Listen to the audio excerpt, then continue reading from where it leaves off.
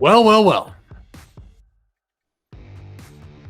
Guys, we're back for episode 29 of Cover Your Balls. And, before we even introduce everything else going on, I put out some bad advice on Tuesday in the last episode, and I'm going to own up to it. Luckily, my dad did not take my advice. As you guys know, I told my dad to bet the house that the Cavs would not win against the Atlanta Hawks. The Cavs did win. Cavs are on a 2-game winning streak. I was wrong, and I'll take all the fire for it, even from my co-host today. Hey, you know what? I'm not mad about it. Not mad about it at all. All I'm going to say is I'm glad, Uncle Mike, I'm glad you didn't bet the house on the game a couple nights ago. That's all I'm going to say. I'm glad you have a house to live under. I think my dad and my mom are both happy that he didn't do it. And, we're just not going to talk about it again. We are going to talk about a lot of things going on in the world today, not even the sports world. Folks. Oh, yeah. There's a lot of things going on just across the world that you definitely know what it is because you played with it as a child. And we'll touch on that soon. We'll touch about what the hell's going on in Boston. We'll touch on the snubbed All-Stars. We'll talk some football, maybe a little baseball, maybe dabble in a little bit of tennis, although probably not, but you never know. We keep you on your toes. However, it's 4:00, which means one thing, Jordan. I need your top 4 at 4. And today's top 4 is your top 4 drunk foods. Mitch, I can do exactly what you need me to do because I have a lot of experience with this. I've eaten a lot of food drunk before. Mitch, at number 4, I have pizza.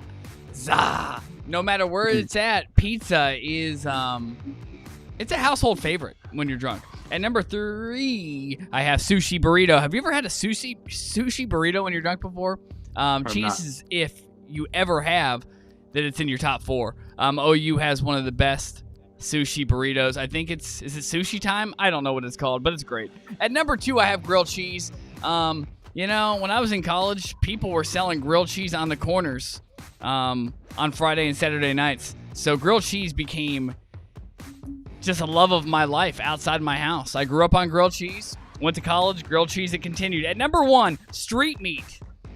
Everybody knows how nasty street meat is, but how great it tastes after 5, 10, 15 cold ones in you. Number 1, I have street meat. And there's a lot of people out there who would second that.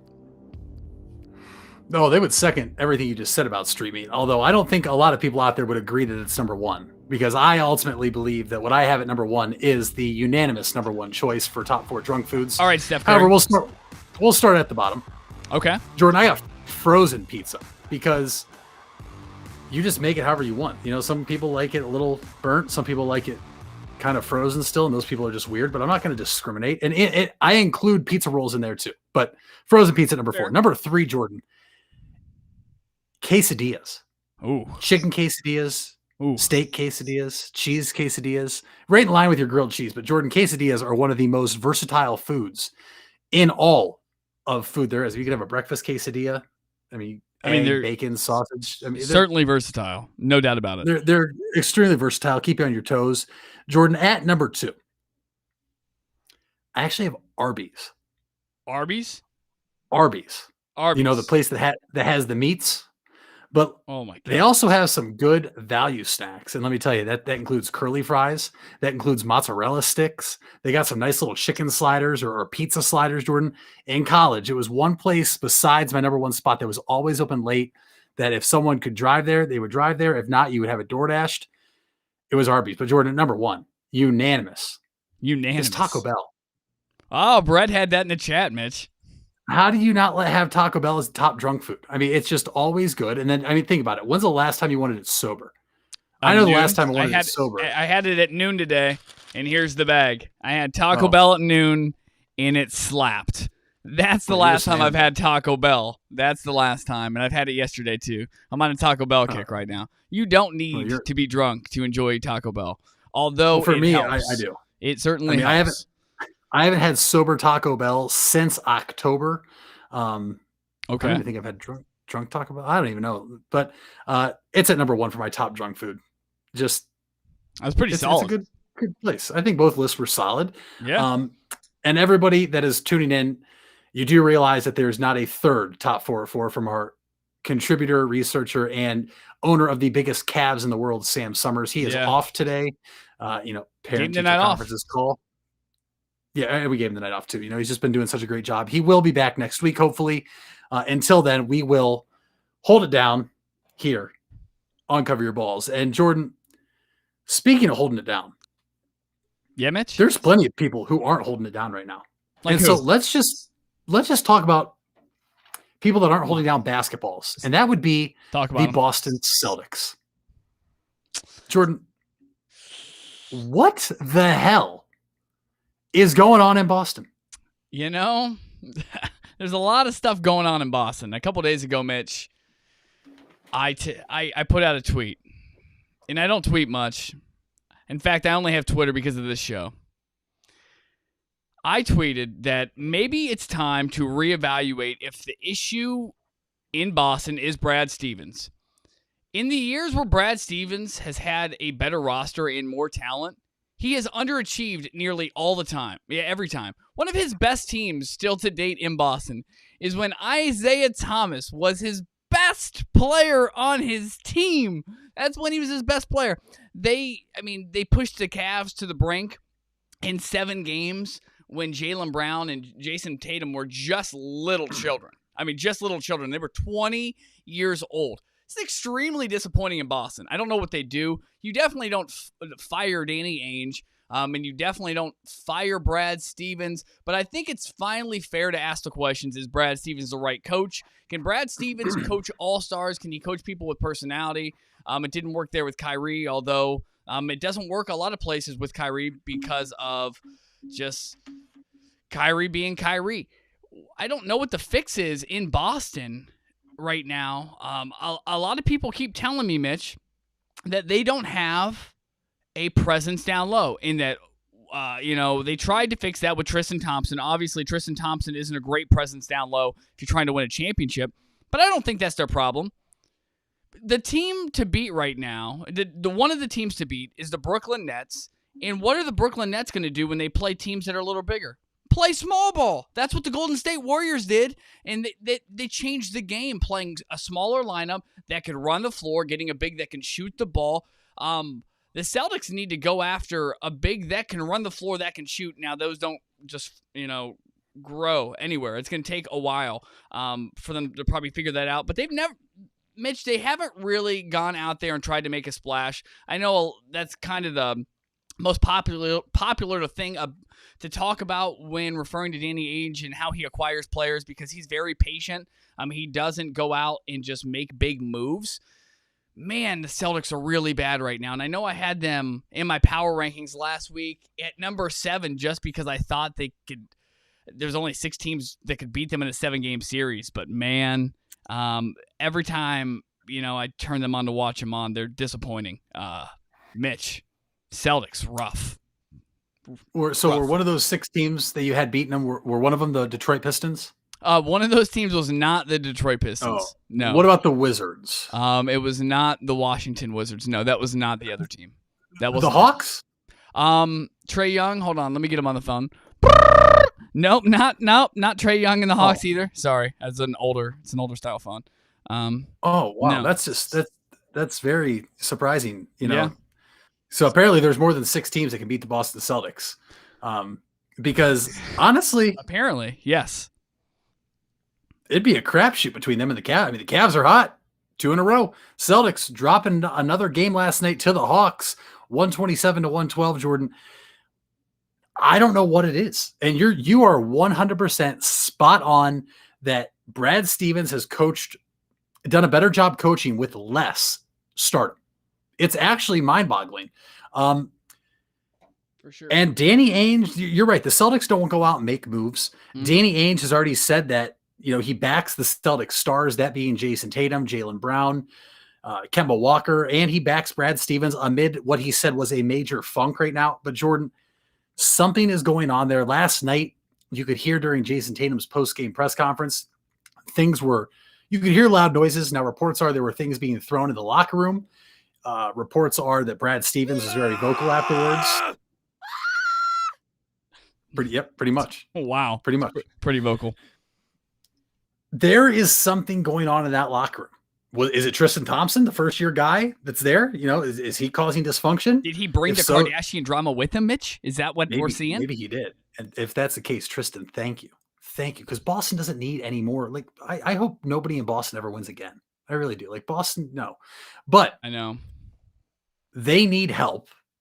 And there's a lot of Boston people, Jordan. We talked about this a couple episodes ago when you dive into threads and Twitter. That are split between getting rid of Jason Tatum and Jaylen Brown. Is that the answer? Is the answer to get rid of one of those two? No, I mean, clearly, like, it's clearly, if your plan is to succeed, you do not trade one of two of your most valuable assets unless you can acquire more assets that can make your team better. They can't do that right now. They shouldn't trade either one of those players. Somebody said in the chat, I think it was Brandon Ranke, he said, isn't Kemba out? Yeah. Danny Ainge tried to get Kemba Walker out of the locker room and he actually tried to trade him in the offseason because he knew his knee was he had a bum knee. And now we're seeing, not only are we seeing them play poorly, but we're seeing them play poorly while being a little beat up. I mean, having Kemba Walker not on the floor is a big deal. It's a huge deal. Even you don't need Kemba Walker necessarily to be a superstar. You just need him to be a star who can distribute the ball and who can be a floor general. And you don't have that right now.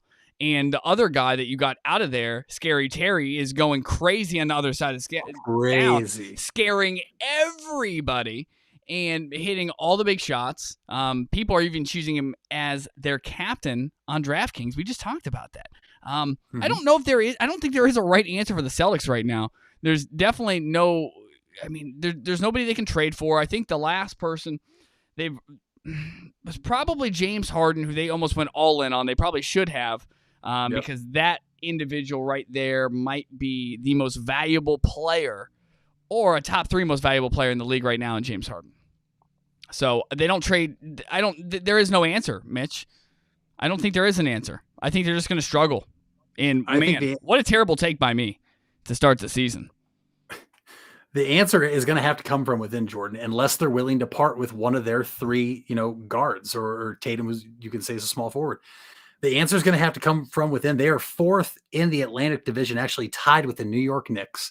They are a half game behind Toronto, Jordan, but they are 5.5 behind Brooklyn, 6 behind Philly. We've seen crazier things happen. I think it's safe to say they won't catch Philly or Brooklyn for the division. And right now, it's more of a matter of, are they going to make the playoffs? Because right now they're on the outside looking in as we approach the All-Star break and halfway mark. Lots of issues going on in Boston. I personally love to see it because Boston fans are some of the most obnoxious in all of sports. They act like they haven't won anything, even when they, it's been 4 days since they won something. They act like they haven't won anything or act like it's the hardest thing in the world. No, you're a bunch of crybabies. Okay, so I love seeing you guys struggle. I hope the Celtics miss the playoffs. I hope they fire everybody and cut everybody. And maybe, you know what? Actually, I take that back. I know what would help them. Trading for Cedi Osman.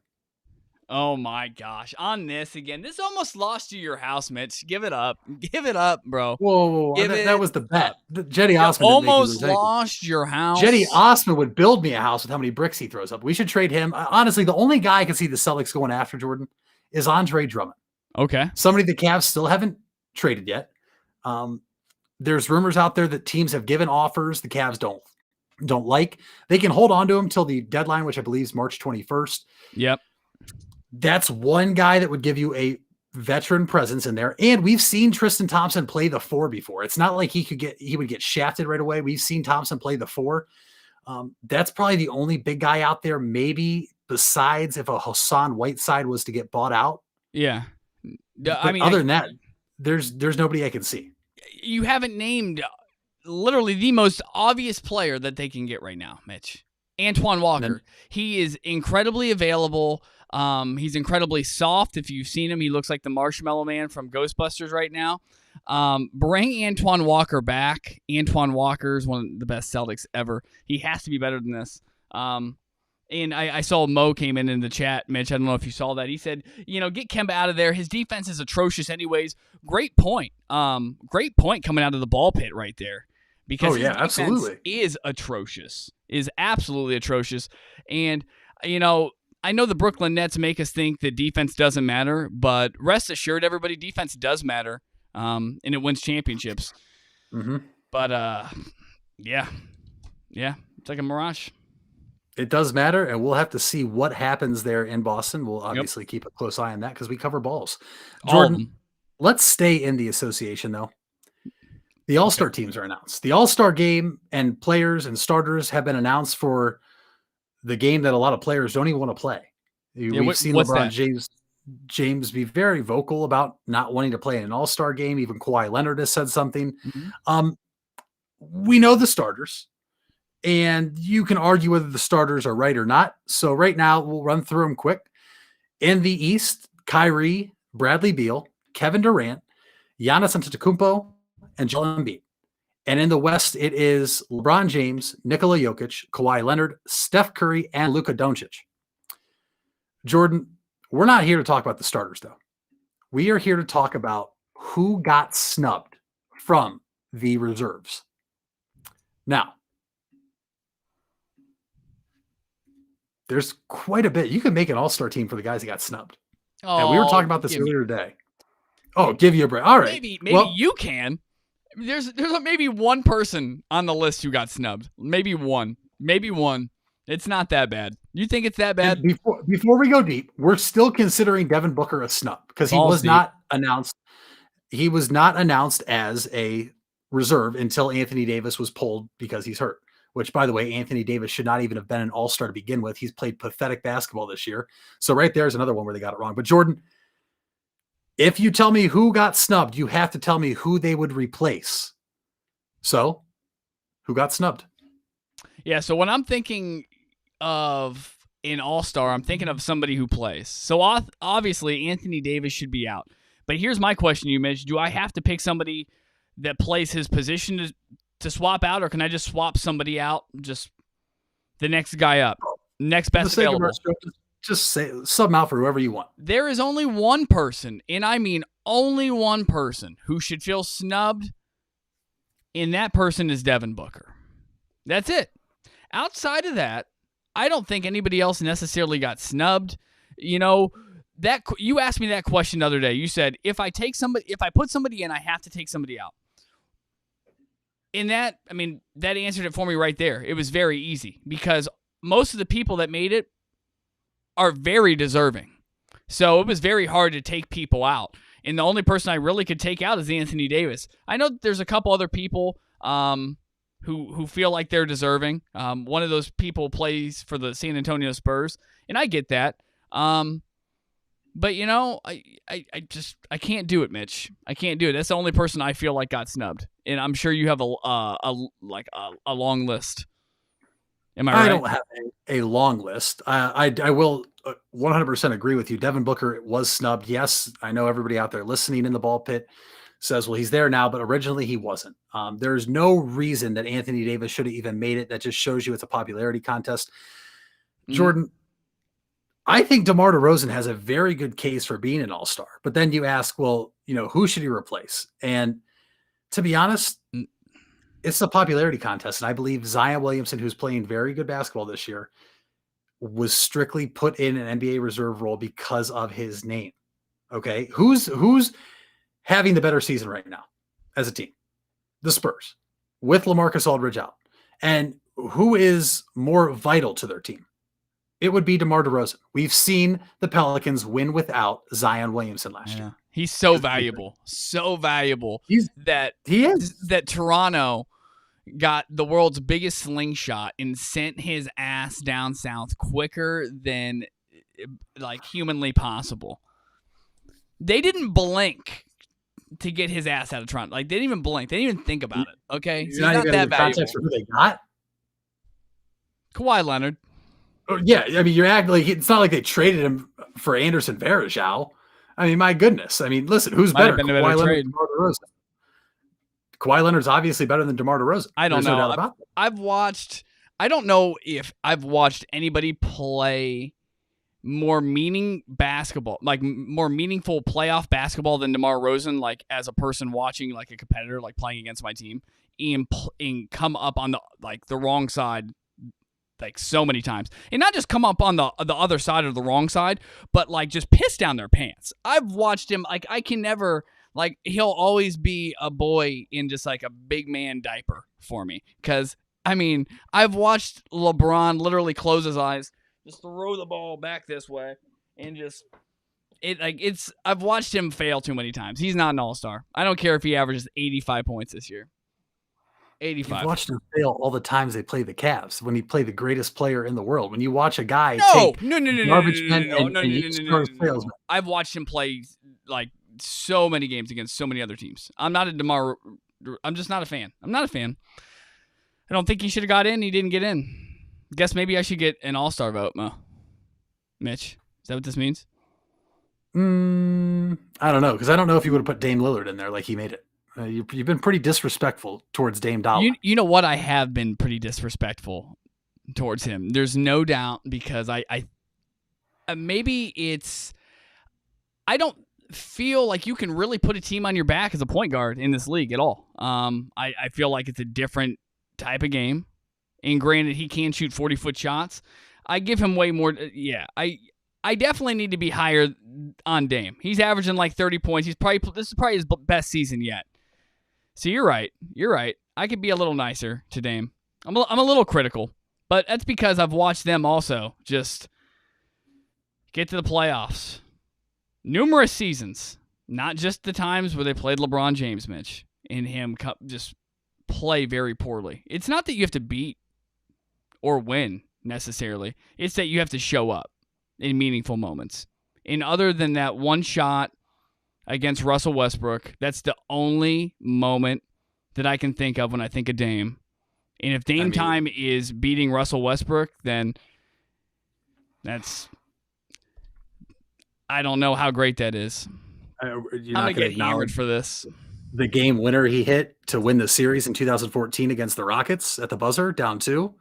Right. He did that one too. I mean, It's he's literally won in the first round, except for 1 year when they got lost to Anthony Davis and the Pelicans. And I'll admit that was a bad loss. I watched Andre Miller hit a game winner from half court before. So if we're just going to count up everyone's game winners, but you're sitting here acting like he's not clutch and like he's not this all-star point guard that he is. Him and Devin Booker don't get near amount the respect they deserve in the NBA.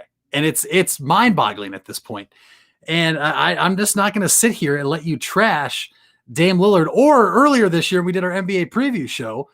You said that my pick of the Trailblazers in my top 10 was just a horrendous pick. I still think it's a shitty pick, Mitch. I still don't think it's a good pick. I don't like the Trailblazers at all. As they're 5 in the West. Okay. Apparently, they're how many games do we have left, Mitch? Is the season over next week? Is it March Madness in the NBA next week? I don't think so. No, we got a lot left. You're not even acknowledging, though, that they've still remained 5th in the Western Conference without their second best player in CJ McCollum, who's been out since the beginning of December. First of all, I have acknowledged that in prior episodes. First of all, we know that. Okay, we all know that. We're all Ohio boys. We know that CJ McCollum's out. That's first off. Nice try. Oh, I'm not saying that. I'm saying you're not giving it, like, you're not accepting the fact that they're still winning without him. Here's the deal. You don't give the Portland Trailblazers the respect they deserve. What respect would you like me to give the Portland Trailblazers? Stop acting like they're a bum team. Okay. I mean, I don't think they're a probably. Oh man, I understand that they're a top 10 team right now. I understand that they're a top 10 team, but come playoff time, they are not a top 10 team. They're not a top 10 team. That's just my opinion, and my opinion will be validated come playoff time when you watch them get trounced again because they don't play defense at all. But they do. Nowadays. They're getting a little better. They're better. They're definitely better. I still don't think they're a top 10 team now. They're definitely way better. If CJ McCollum can come back and be anything of what he was before he got hurt, because he's probably playing his best season, it could be a top 10 team. I still think that's reaching, though. They haven't proved that they're better than that. They went to the Western Conference Finals 2 years ago.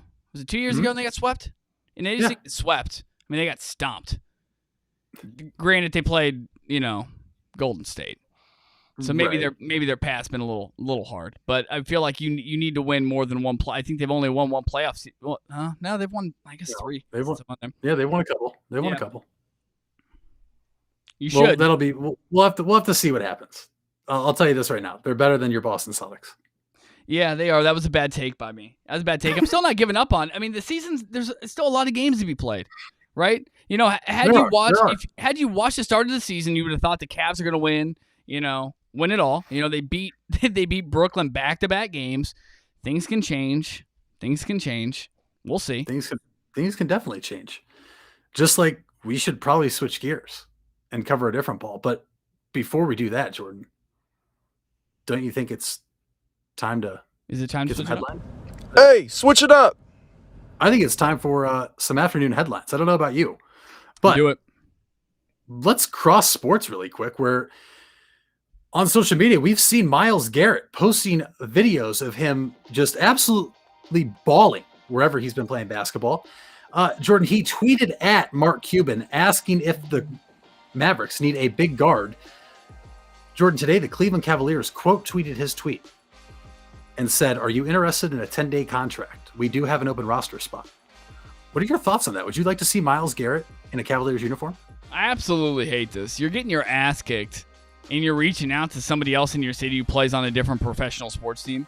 It just kind of irritates me. I don't even really think it's funny.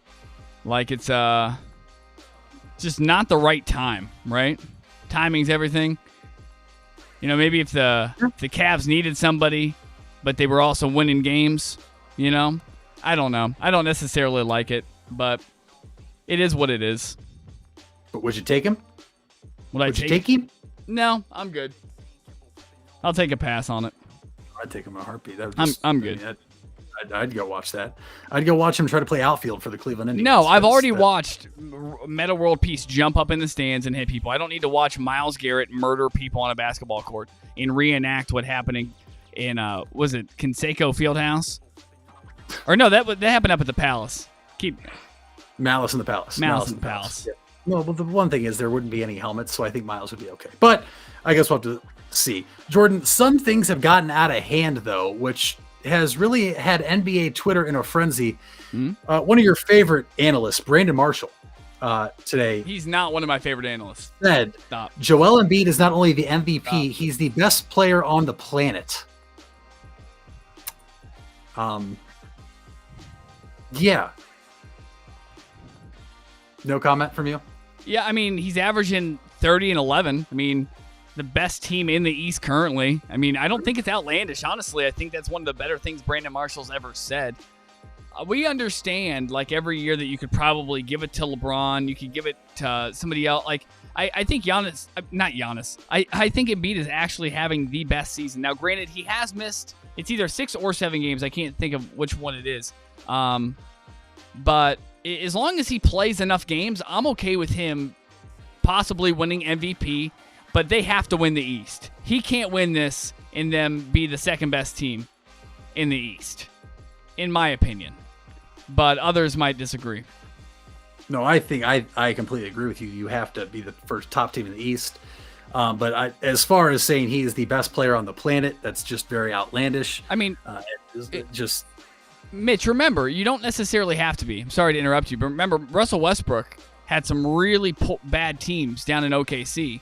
I mean, they weren't bad teams; they were okay, but they were, you know, he was averaging a triple-double. So you don't necessarily have to be the number one team in your conference, but if you don't, you better have statistics that are out of this world, right? And he does have those statistics right now. The question is, can the guy who usually can't stay healthy for a full year, like you said, he's already missed games this season, can he stay healthy the rest of the way? And can the Sixers keep up what they got going on? And only time will tell. Jordan, Yep. Kyrie Irving posted something. Good friend of the show, Kyrie Irving.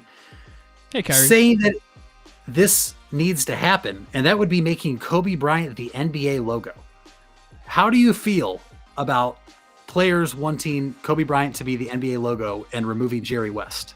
When I think of the word woke, like WOKE, all I see is Kyrie's face. He wants to be noticed so bad, doesn't he? He wants to be noticed so bad. I've never seen a celebrity, like in any professional sport, I feel like, want to be noticed so bad for anything. Whether it's for a prayer stick, whether he's putting, like, you know, spices up before the games. I forget what that's called. But Sage, wasn't it? Yeah, it never. Oh yeah, evil spirits were on the court. Never ceases to amaze me the things that come out of his mouth. That shouldn't happen. That's a nice sentiment, I understand, but I mean, I'm not opposed to changing it, but let's not change it to him because he passed away. I mean, if we're gonna change it to somebody, they got to be the best. Which, if we change it, has to be. Does it have to be LeBron? Do we have to change it to a current player? No, I know what you're thinking, and I agree with you. I think it should be Nene. Nene, for sure. Nene. Definitely Nene. He was just a dominant force. I like where your mind was. I know what you wanted to be LeBron, but you were thinking who's a retired player, and Nene's right there.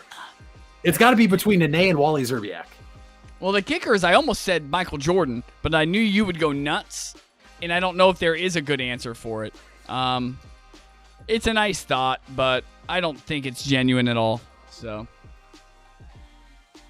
yeah, I don't know. Guess what? If they change it, I'm gonna be okay. If they don't change it, I'm gonna be okay. That's all there is to it. It's not gonna affect me in my life.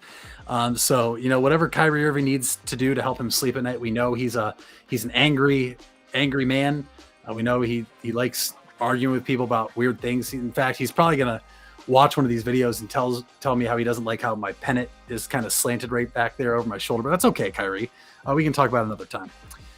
Jordan, moving into the entertainment world. A sad news. Lady Gaga, her dog Walker, was shot on Wednesday night, and her two French bulldogs were actually stolen. 1 minute. Her dog was shot. Okay, go ahead. Walk me dog through this. Walker. How? Her dog Walker was shot. How? And her other two French bulldogs were stolen during a robbery, and she is now offering a $500,000 reward for her other two dogs' returns. I feel like an asshole for laughing, but can you imagine what that had to look like on security camera? You watch somebody come up, just pop your dog, grab the other two, and just bounce. Like, that had to be like I wonder if they had like a collar or like a leash or something that was like gold plated or something that they couldn't get off or something. Like, why would you steal the dog, Lady Gaga's dogs? Listen, I don't know. It's not like you can go on eBay and like say like real Lady Gaga dogs for sale. Like, you can't, you know what I mean? Like, you can't sell authentic dogs. I don't know. Yeah, I thought it was a good headline for us to talk solid. about. I just thought people needed to know about that. But injury news, Jordan. There was an official hurt last night during the Rutgers Michigan State, or after the buzzer for Rutgers Michigan State. Yeah. Just a tough blow to the head. I don't know what that official was thinking, but just wanted to bring that up just to embarrass him a little more. I don't even care that he got hurt. Just wanted to embarrass him a little more. Dog Walker. Oh my God. This whole time I thought somebody shot one of her dogs, then stole two other dogs. Oh, did I read it wrong? Oh, yeah, shot the dog Walker. Oh, that's even more messed up. Is the dog Walker alive?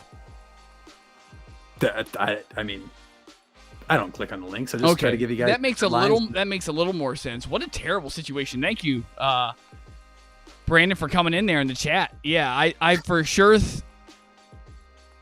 thought one dog got shot and then the other two got grabbed.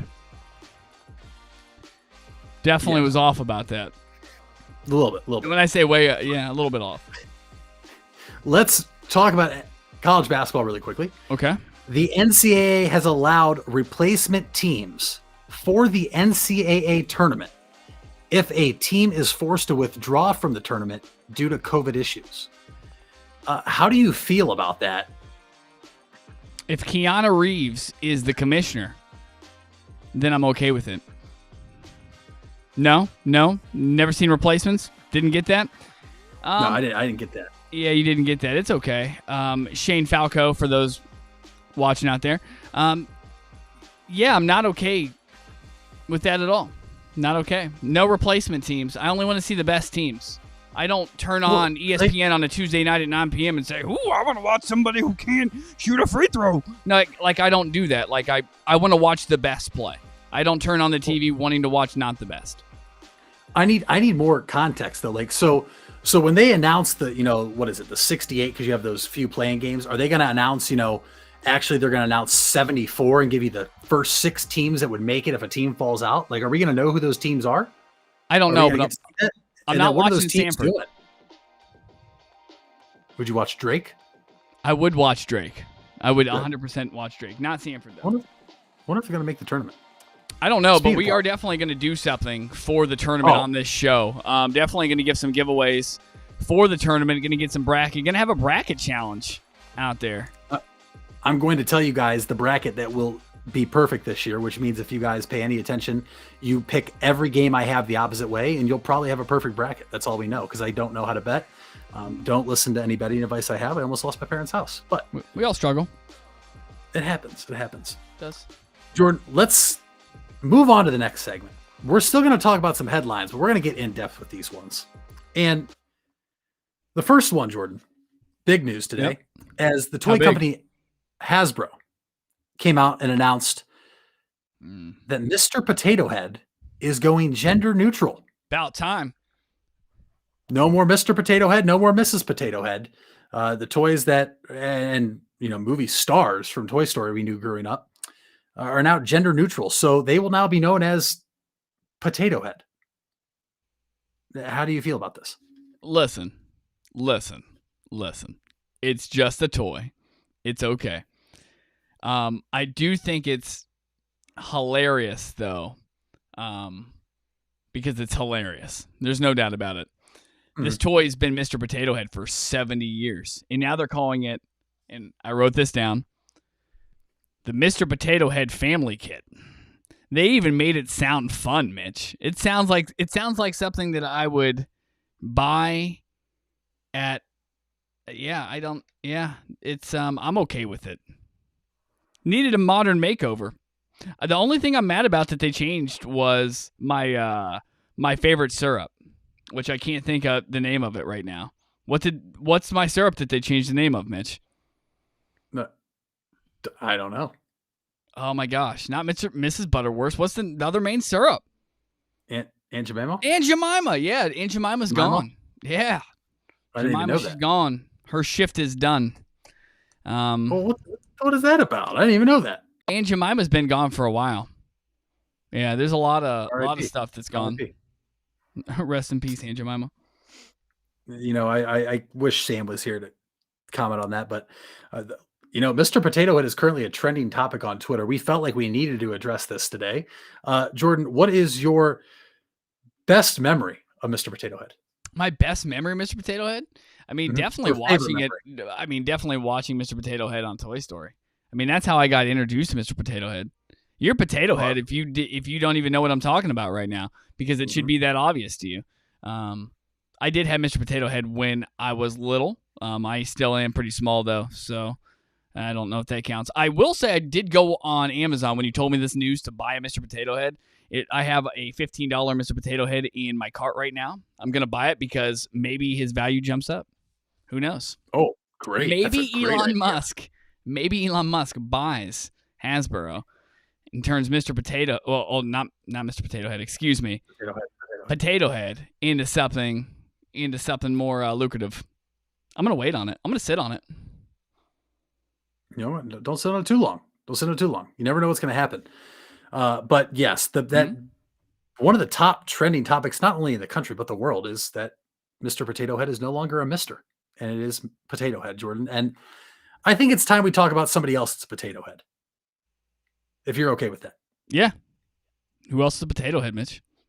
Colin Cowherd is a Potato Head. There's other words and other names I could give Colin Cowherd.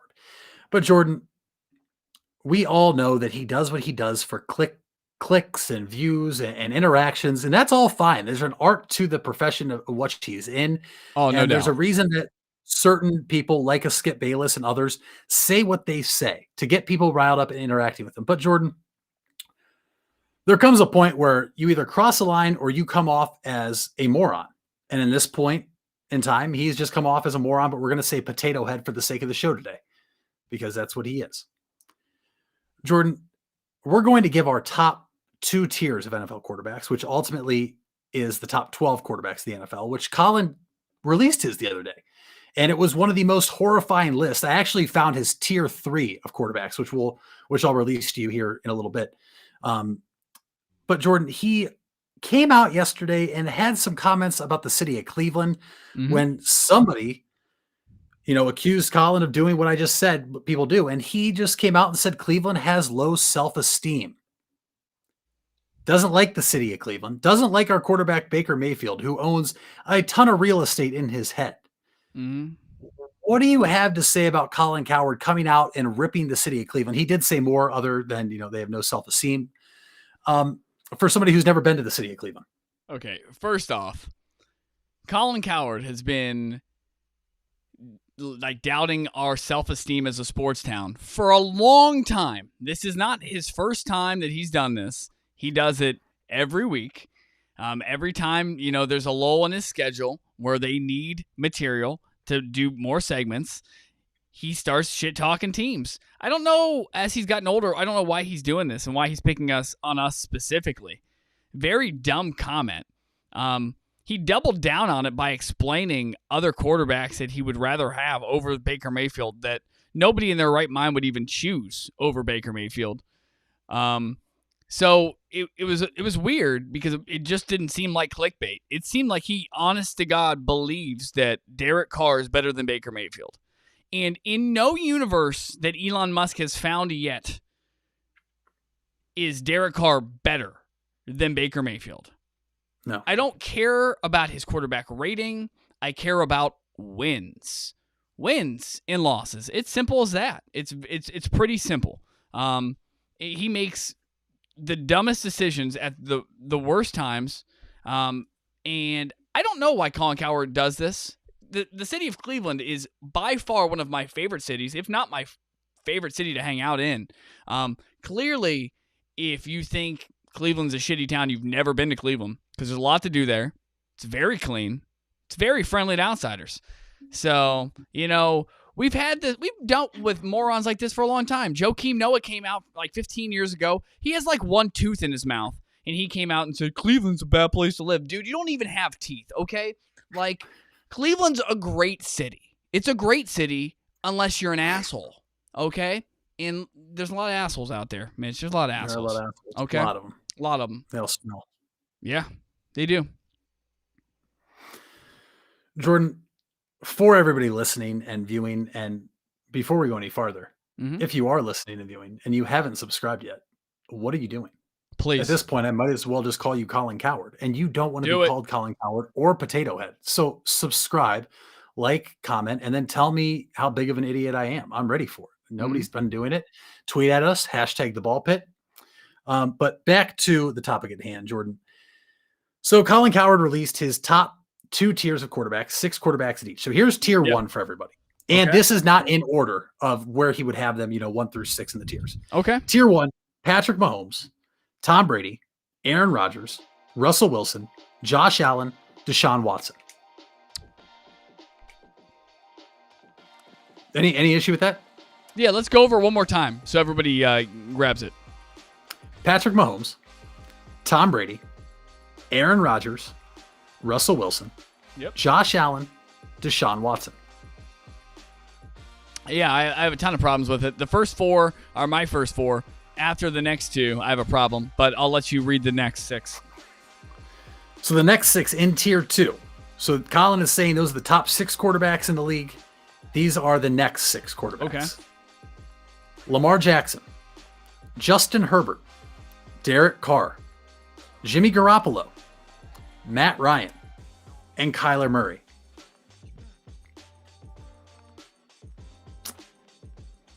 One more time.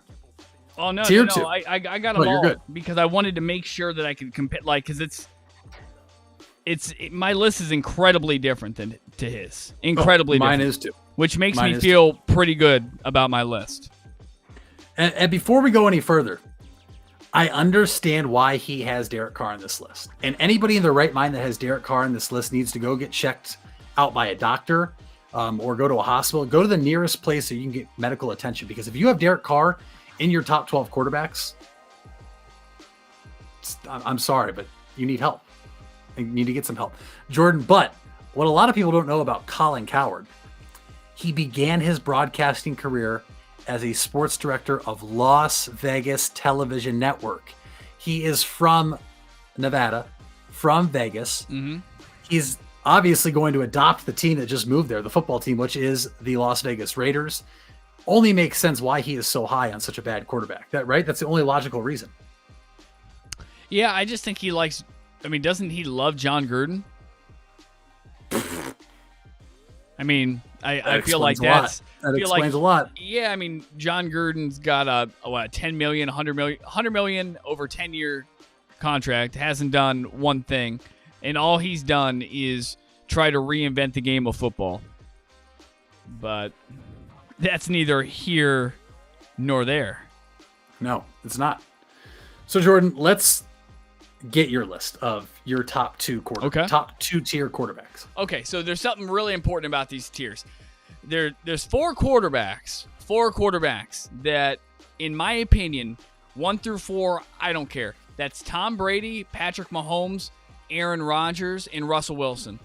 All four of those guys do something in particular, like really well, that the other one doesn't do. I understand that Tom Brady is not physically gifted, or really have any of the physical talent right now that the other three have, but mentally he's in that group.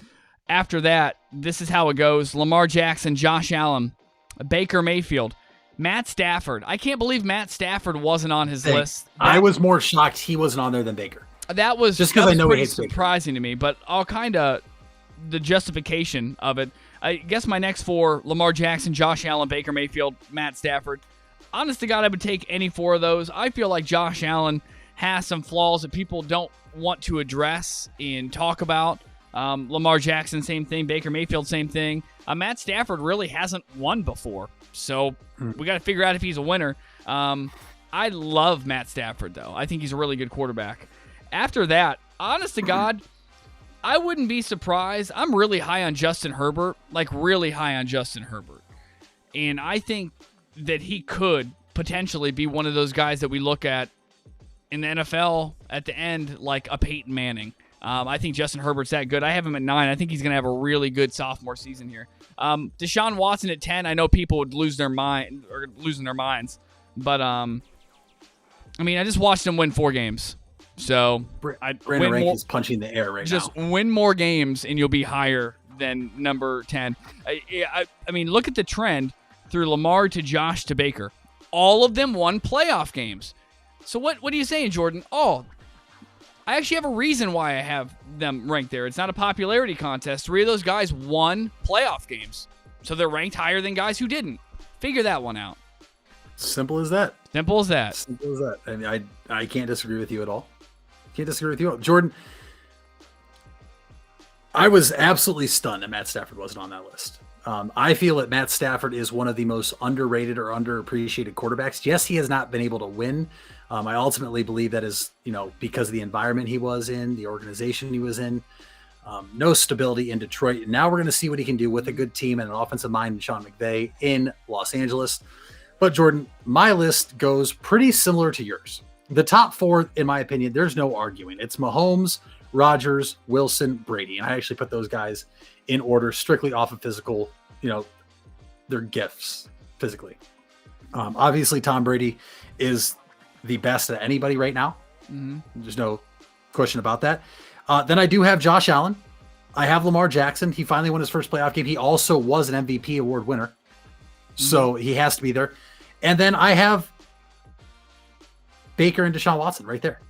They have to be. Yeah. You're not going to sit here and tell me Baker Mayfield isn't a top 10 quarterback. Okay. Sure. Bring up 2019 all you want. I'll take it because you're right. But that's what happens when you put an incompetent drive-through worker as your head coach or a Denny's server as your head coach in Freddie Kitchens. And that's what happened. Okay. Look what happened when you got an actual head coach in there. All right, and sure, call Baker Mayfield a system quarterback. Go ahead. I don't care. Guess what? He is a beneficiary of the system he's in, but you're going to see this year he was not. And there's a reason he was a top 3 quarterback the last 12 weeks of the NFL season. That includes the 2 playoff weeks. All right. Jordan, after that, as much as I don't like him, where was Dak Prescott? I mean, Dak Prescott has played, whether it's from the weapons he has around him, whether it's because the defense has played horrendous and they're always down 50 points and he has to throw, he still makes the plays to get back in the game. Okay. And yes, I know he snapped his ankle in half, but Dak Prescott to me is better than Derek Carr, better than Matt Ryan, who I believe is 35. That could be a debatable one. Jimmy Garoppolo, who can't stay hurt, who that is a system quarterback. That one's confusing. It's confusing to me. This light went off. It's okay. It's confusing to me for a couple reasons. Sometimes there isn't a rhyme or reason why someone's has a ton of success or a ton of failure. Sometimes people just get lucky. Jimmy Garoppolo, and I hate the word luck, is the luckiest son of a bitch of all time. Of all time. His record is so fantastic for doing so many subpar things on a football field. But Jimmy Garoppolo may have had the best defensive line ever assembled. For the San Francisco 49ers that John Lynch put together. I mean, you were talking about that off air earlier. Do I think Jimmy Garoppolo is bad? Of course not. Do I think he's maybe slightly better than good? Sure. But I also think, Phillip Rivers is slightly better than good, and I wouldn't put Phillip Rivers right beside Jimmy Garoppolo. I like Phillip Rivers a lot more, even though, he throws like my left hand, strong hand from Scary Movie 2. So I do have a lot of problems with this. I know Brett came in and put something in the comments. He's a little upset that we didn't put Matt Ryan in our top 10. Matt Ryan just doesn't. I mean, what does he? All he has is Julio Jones, one of the best wide receivers I've ever watched play the game. What's he done? And he's done basically nothing outside of Kyle Shanahan, outside of that one MVP season, right? I like Matt Ryan. I will say this: you can be outside of the top 10 as a quarterback and still be an incredibly good quarterback. What quarterback haven't we mentioned? Ryan Tannehill. Honest to God, on any given day, Ryan Tannehill can be better than everybody on this list. Everybody. That includes Tom Brady, Aaron Rodgers, Patrick Mahomes, Russell Wilson. He's always behind because he has one of the worst defenses, although he has Derrick Henry. Ryan Tannehill he has a real good case to be a top 10 quarterback. You know what? I can get behind it. I may not say it myself, but I can get behind that. Jordan, I have an issue with a lot of the guys Colin Cowherd had on there, like Derek Carr. We're not going to give him any more airtime because Derek Carr is not a good quarterback. And anybody that thinks the Raiders are a good football team, it's proven the past 2 years they're not. Jordan, I have an issue with Justin Herbert being in there. A rookie quarterback who balled. He did ball out. Broke Baker Mayfield's rookie touchdown record. And I'm not taking that away from him. But how can you put a guy that's just played one season as a top 12 quarterback in the league? How? He's not a top 12 quarterback in the league. He could be, absolutely could be. And for Brett to come back in here now and say Stafford is better than Ryan is unbelievable. It's not. Go look at the numbers. Go look at the stats. It's not unbelievable. You know what Brett also told me the other day? Brett told me, and Brett's going to kill me for this when he sees me. He also said Mohamed Sanu was as good as Jarvis Landry. Oh, my God. He did say that. Those were real words that came out of his mouth. He must have been drinking whatever Colin Cowherd was drinking, because apparently there was a leaked third tier of quarterbacks Colin Cowherd had over Baker Mayfield. And it was Helen Keller and Stevie Wonder. And Chad Henne was third. It was Helen Keller, Stevie Wonder, Chad Henne, Matt Castle, if you remember Matt Castle, and then Deshaun Kaiser. That was his tier 3. So just, Colin Cowherd just out here screwing things up again and messing around. But Jordan, there's one quarterback we haven't talked on that list yet. and I have an issue with it. What's that? Kyler Murray. Yeah? How big? I'm not high on Kyler Murray. I don't know how he's a top 12 quarterback in his eyes. I have not been a fan of Kyler Murray. I am not buying into the hype of Kyler Murray. He wilted last year as the season went on. They missed the playoffs. He got a number one wide receiver. Some may argue the best wide receiver in all of football and still couldn't make the playoffs. Jordan, I told you this the other day. He is lightning in a bottle some games, but he should have stuck and played baseball. He should have stayed and played baseball. Hey, what? Go ahead, Mitch. Finish your thought. I was going to say, he was a damn good outfielder at Oklahoma. The Oakland A's drafted him for a reason. Pretty good Kyler football Murray's player at Oklahoma, too. Pretty good football player. Heisman winner. Yeah, that's I'm not taking that away. He's not a top 12 quarterback. I'm not buying into the hype of Kyler Murray. He's not going to be what people think he is. All right? So he's not. That's just where I'm at. Can you name the other teams in his division? Seahawks. I keep hitting this button too much here. Seahawks, Niners, and Rams. Seahawks, the Niners, and the Rams. You have to deal with Sean McVay, Kyle Shanahan, and Pete Carroll. That is by far the most well-coached division. And your coach is who? Who's your coach? A bad coach in Cliff Kingsbury. Not a great coach, for sure. The other three are Super Bowl. They've all been to the Super Bowl. Every coach in his division. Every coach in his division. I'll give you that. Well, give him a little time to mature. I mean, we're not going to sit here and act like... The dude's 5'2".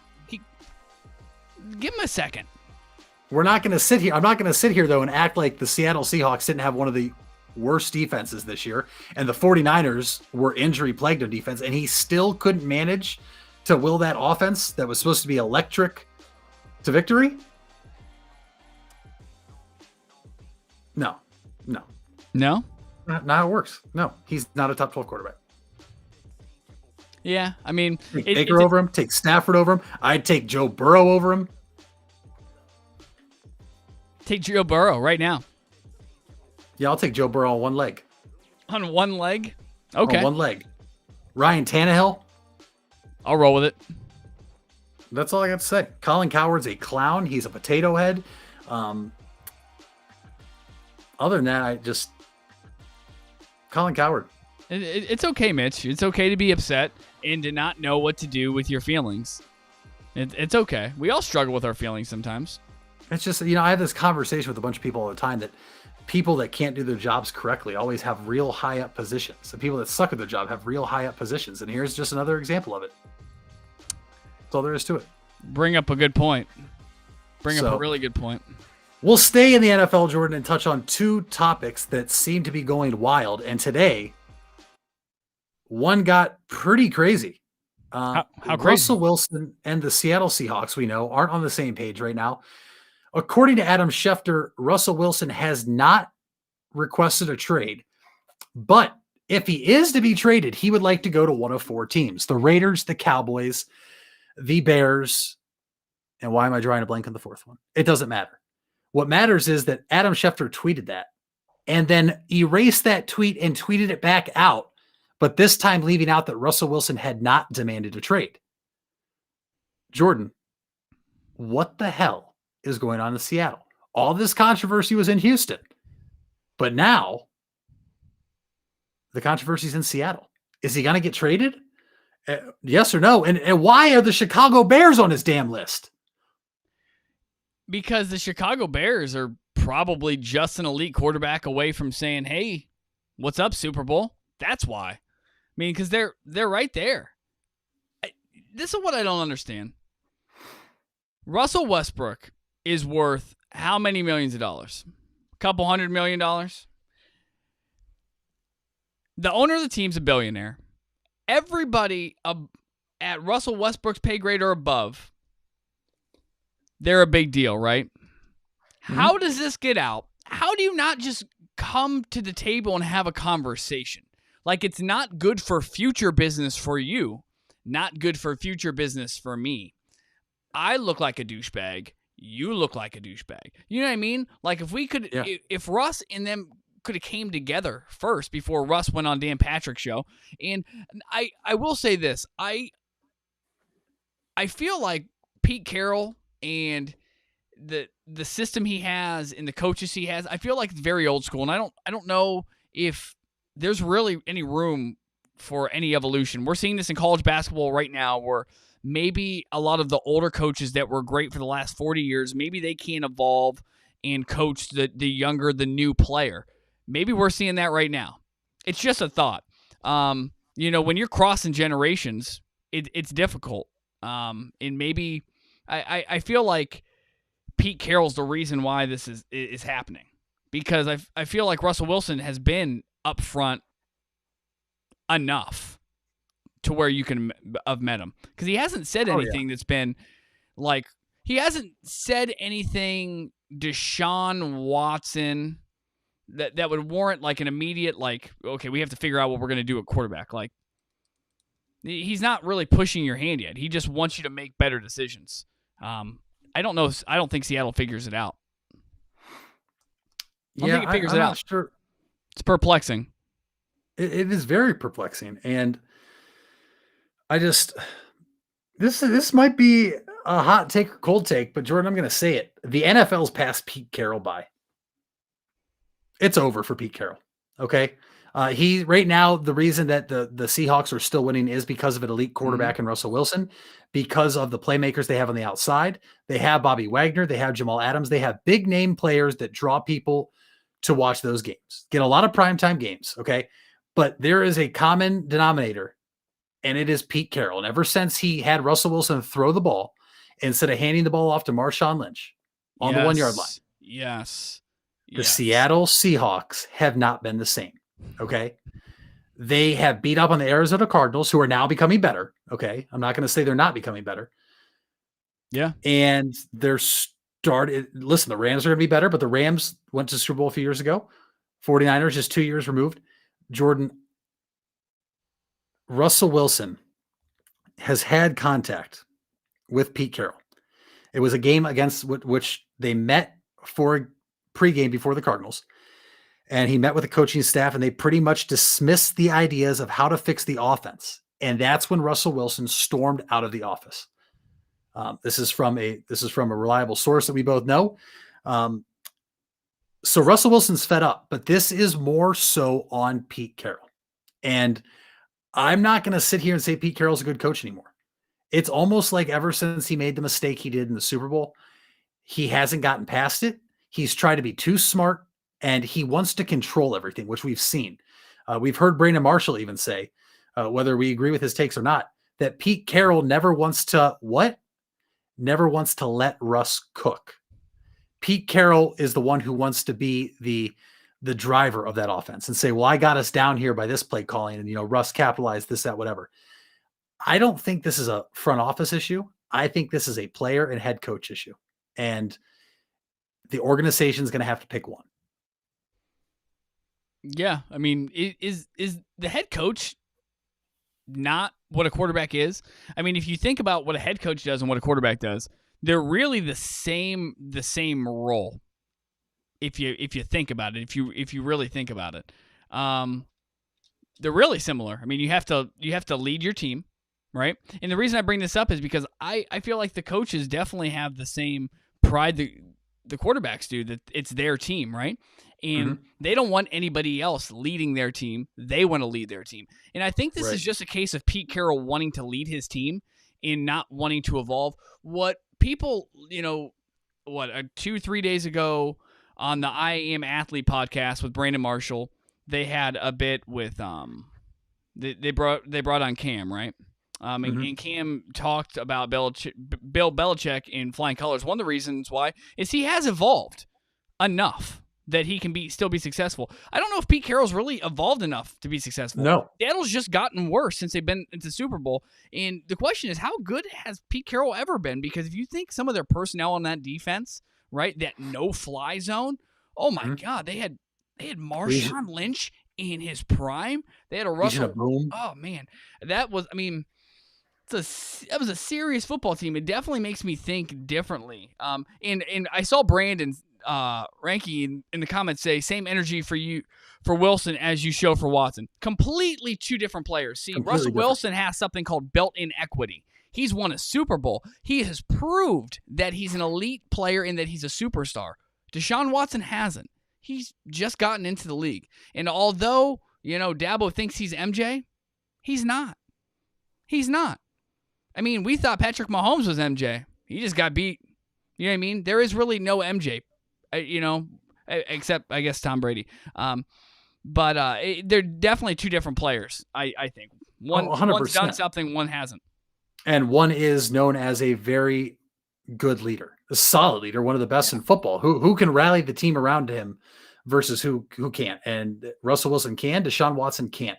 One has been a man and has had multiple face-to-face meetings. It just came out today that Deshaun Watson has talked to the head coach, Culley, over the phone, not even in person. So there's the big difference right there of what type of player they each are. Okay. So Brandon, just stop. Keep punching the air because we're not going to acknowledge your Watson takes anymore. Jordan, you have to side with Russell Wilson if you're the front office. But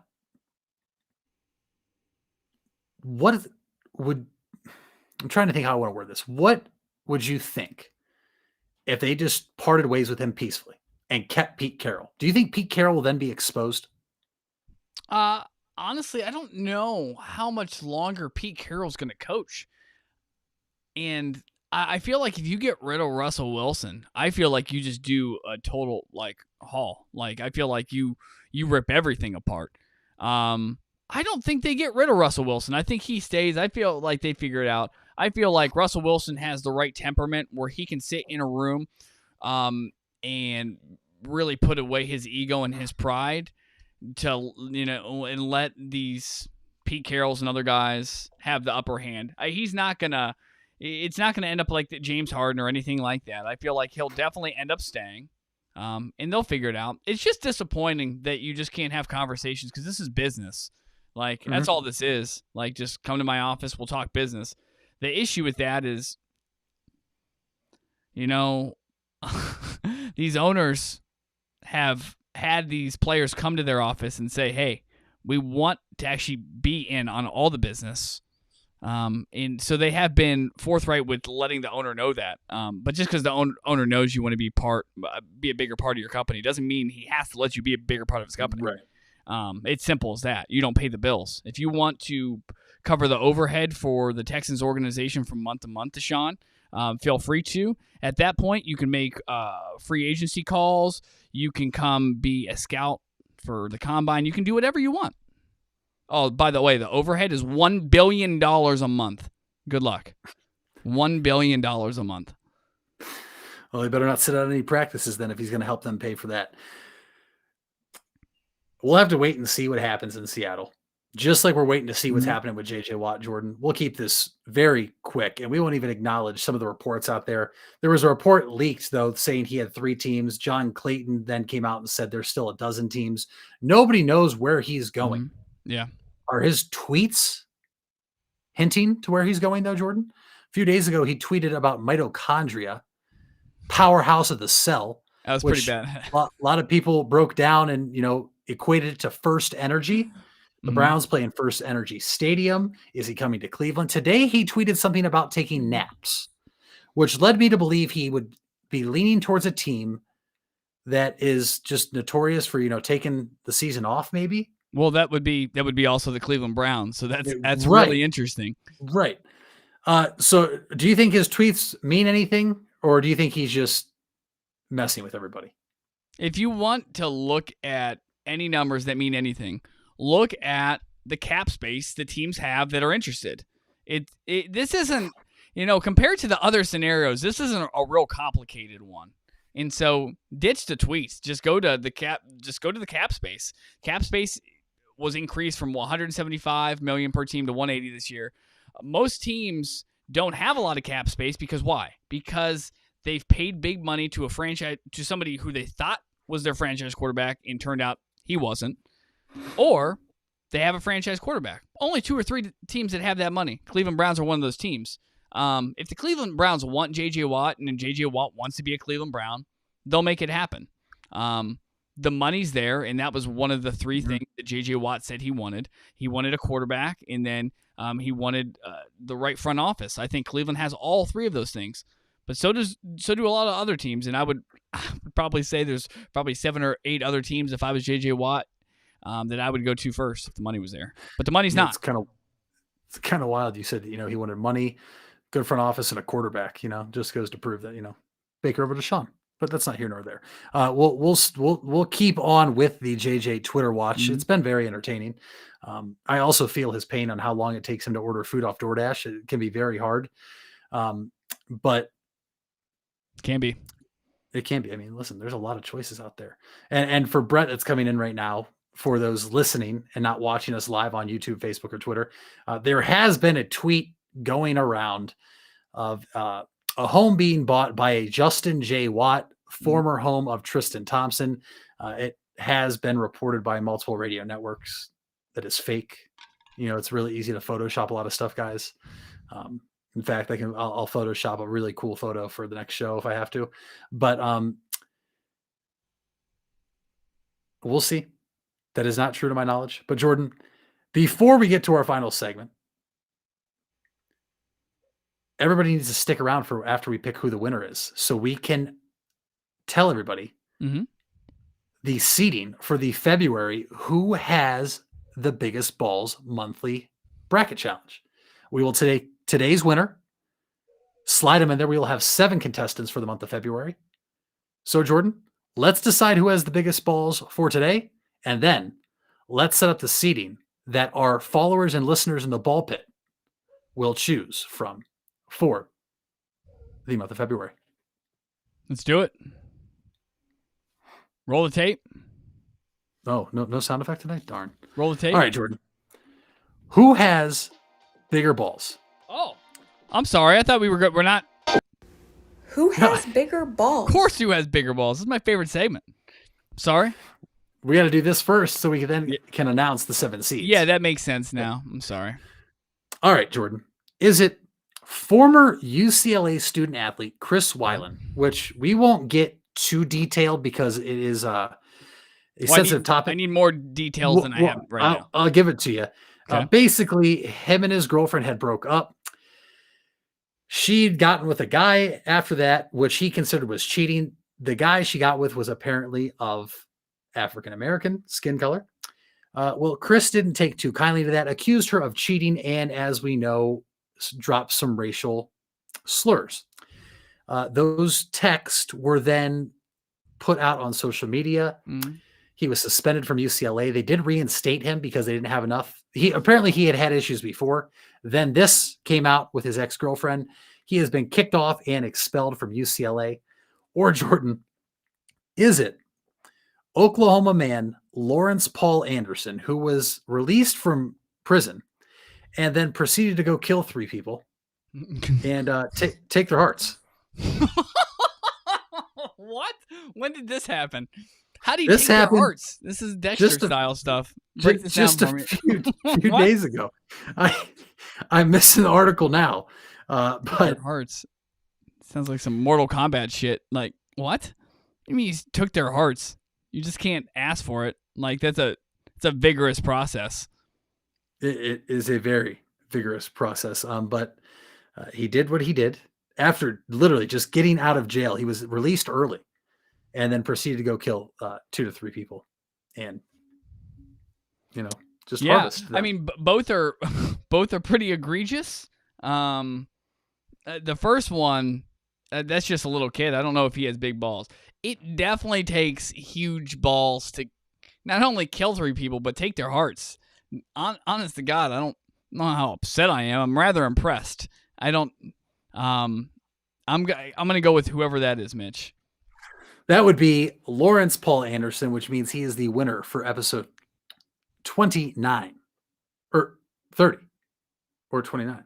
I don't even know what episode. Are you not going to pick? Are you not going to? Is he your pick too? Oh, that was unanimous. It was a no-brainer. Oh, okay. I was shocked I even had to I had to lead in with Chris there to give him the little bit of clout. Gotcha. But yeah, no, Lawrence Paul Anderson was the runaway favorite there, Jordan, which brings us to the seeding. Okay. Jordan. So we have all the winners that you and I can view on our notes right now as we're doing this episode. Starting from episode 22, we have Deshaun Watson, who had the biggest balls from that episode for being a prima donna wanting out of Houston after signing the contract extension and knowing exactly what he signed up for. Episode 23 was the Southern California man who robbed the Roscoe's Chicken and Waffles after being told to leave because he didn't have a mask on.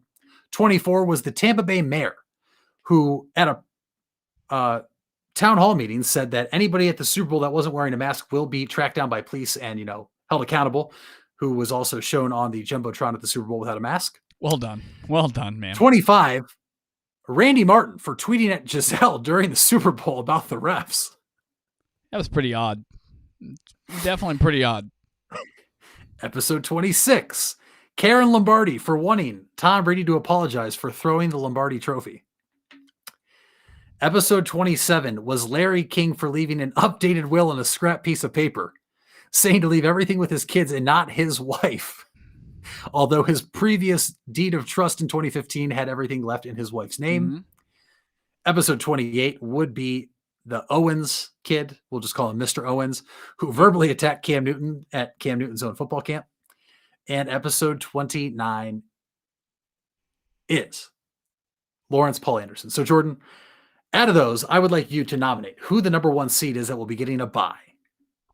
Out of all of those. Out of all those.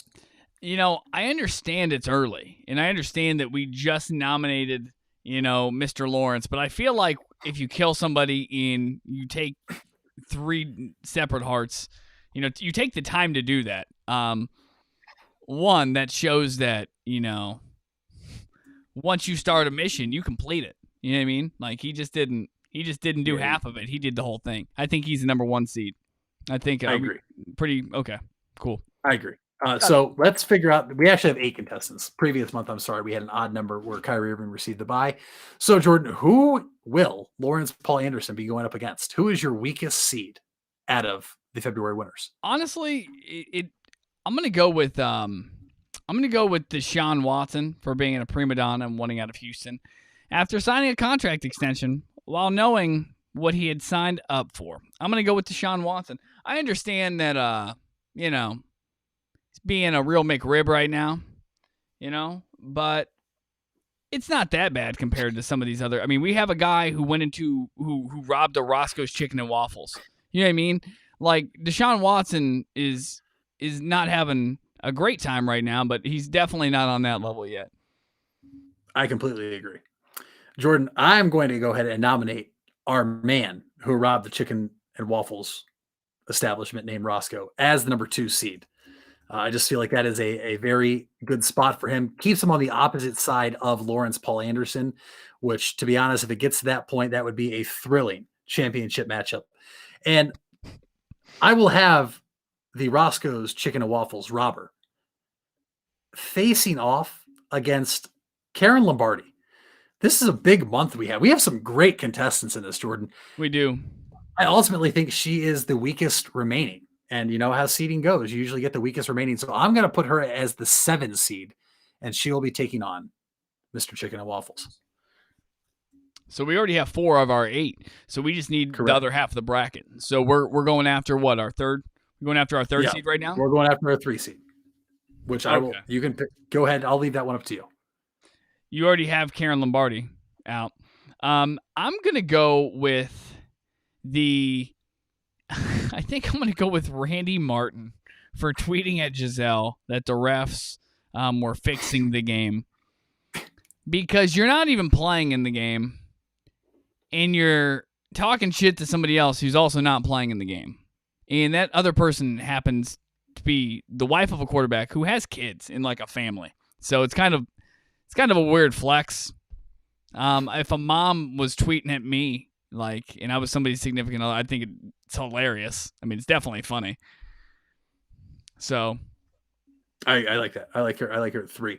How about for the what would be the 6 seed? Yeah. Go ahead. No, what do you think? I was leaning towards Mr. Owens, who verbally attacked Cam Newton, Yeah, I would. Yes. Yep. which means we are down to the 4 and 5 seed, Jordan, and I think that these two will be very interesting to see who has the bigger balls. So out of these two, Jordan, which would be the Tampa Bay mayor for her mask comments or Larry King, who would you put as the 4 seed? You know what? I'm going to go with the mayor because what Larry King did was a boss move, not a balls move. He didn't make that decision just with his balls. He made it with his heart and his head. That was an all-around body, full experience decision. So I'm going to go with the mayor because you're in Florida. You know that you're being watched very closely. And not only do you say something that dumb, but you're actively doing the opposite of what you're telling the community to do. So There's proof. Yes. So I'm going to have to say she's 4 just for the fact that she thought she could get away with it. I mean, the ovaries on this woman or the balls on this woman. Both, either or. Both. Which means Larry King is the 5 seed, which means we have our seeding set up, which means everybody out in the ball pit will get to vote for who moves on to the semifinals. This will work just like it did last time, everybody. The polls will be put out. You'll have about 2 days for the first round, a little over 24 hours for the second round, and we will remind you on Tuesday, March 2nd, to vote to determine the champion, who will be announced next week, next Thursday, live here on Cover Your Balls. That wraps up this episode. I'm Mitch Balla. I'm Jordan McKelly. Like, subscribe, comment, and keep coming to the ball pit. It's a fun time. And we will see you when we see you. We're out.